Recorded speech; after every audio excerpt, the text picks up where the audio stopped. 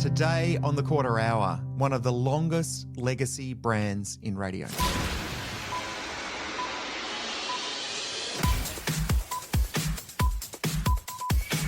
Now, if you thought programming a radio station was tough, you're probably right. It is tough. But imagine being the caretaker of an enduring brand over many decades, and your job basically, let's say it how it is to not fuck it up. Here is the current guy whose job it is to not fuck it up. From KSHE in St Louis in Missouri is Marty Linck. Hello, Marty. How are you? I'm well. How are you? Good, thank you. How are you going at the not fuck it up bit? It depends on the book, which quarter, you know. Yeah. No, we're doing pretty well. You're doing pretty well. So give us a little quick snapshot of KSHE's history. It started in the early 60s, right? But as a different format. Yeah, it started as a female-friendly radio station in 1961, which is why it's called KSHE. And it didn't get good ratings. It never had success. It was playing like beautiful music, elevator-type music. I believe it had an all-female air staff too, so they really were going for the she thing. Wow. And then eventually they started hiring younger DJs, and people just kind of started, nobody paid attention to the station, I think, so they started experimenting and just kind of throwing in a rock record here and there. And eventually they were like, young people seem to like this, and we want to advertise to young people. So in 1967, we played Jefferson Airplane's White Rabbit, November 7th, 1967, and that was the official kickoff. What a song. Of becoming a rock station. We weren't the first rock station in the country, but we're the longest running one now because the ones that had signed on before us have signed off. Wow. So from 1967, continuously playing rock. And I guess at those days it would have been what these days you'd call a more active rock or something quite modern. But as it's progressed, it's clearly like the rock encyclopedia, isn't it, the format? Yeah, it is. I mean, it ranges from about 67 to 2000 right now. There was a time we played currents in the 2000s, but it just didn't connect. And the decision was made many years ago to really focus on classic rock going forward. Yeah. I'm going to ask you about classic rock as a format because obviously there's a bit of resurgence at the moment. But first, let's just have a quick listen to some of the production from KSHE way back then. You're listening to 100,000 watts of rock and roll St. Louis style. KSHE 95. KSHE 1968. KSHE 1974. KSHE 1980.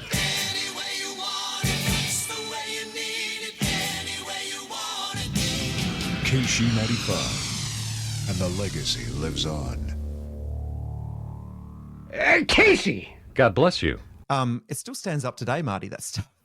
It's still great production. Yeah, and that was all done on reel-to-reel. I mean, there's one piece that I sent to you where you can hear the person hitting the cart machine decks to make the sound effects happen while his mic's on. So he would hit a sound effect, say something, hit a sound effect, say something, which is how I started in college too, but it's just fun.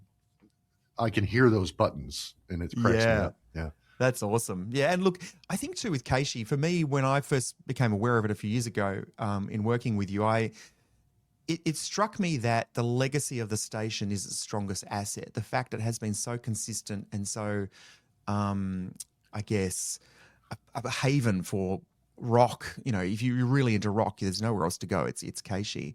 But the other thing that I thought was really interesting was the attitude of the station. Can you talk us through the KSHE attitude and even a bit of the mascot Sweetmeat?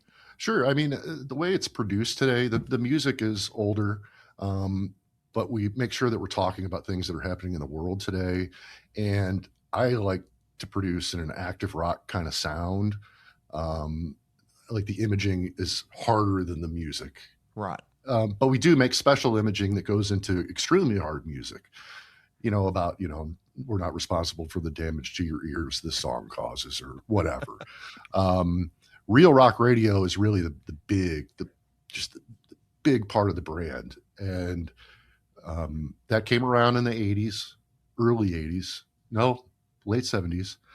And it's endured ever since. I mean, we've gone to St. Louis's classic rock for a little while, but real rock radio still showed up every hour on the station. And that's because it was our way of distinguishing what we do versus what everyone else does. It's kind of like Coke, the real thing. We're the real rock. And if you want real rock, it's us, baby. It's you. Yeah. Working here is a blessing and a curse. Growing up in St. Louis is an advantage and a disadvantage because I listened to KSHE from the time that I was 4 years old. And so sometimes it's hard for me to change because it's like, no, this is what KSHE is. I grew up with this.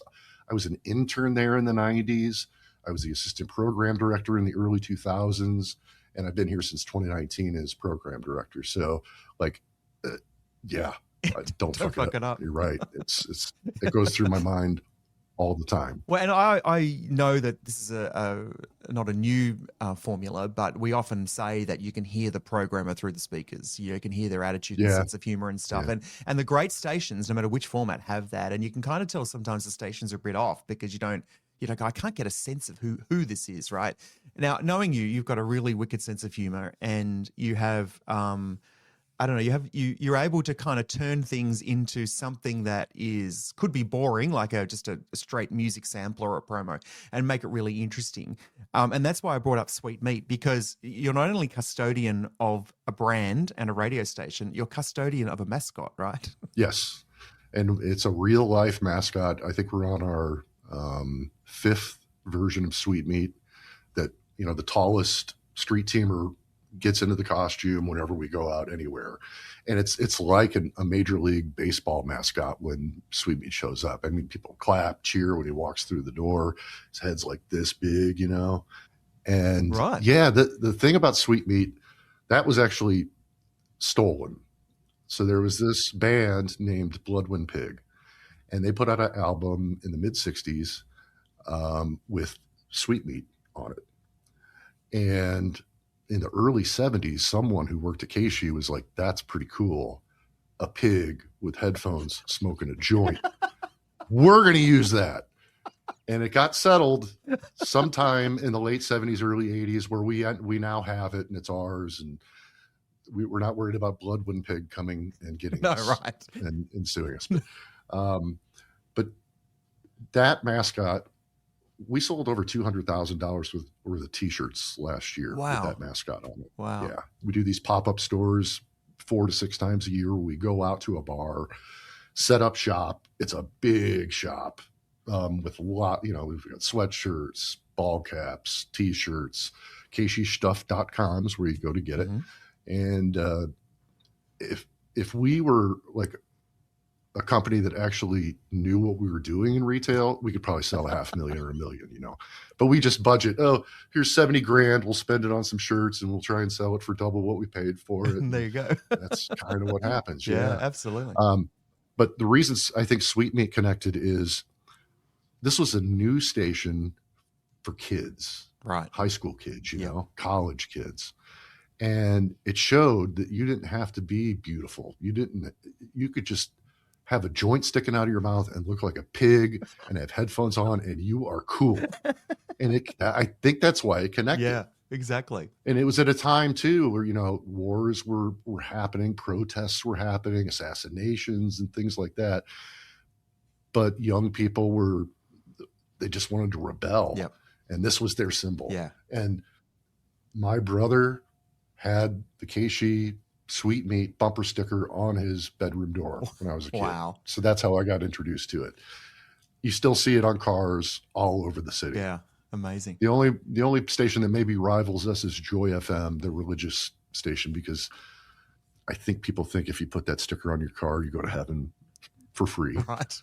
It's like putting that fish thing decal on the back of your car. That's for guilt. This is for fun. I swear.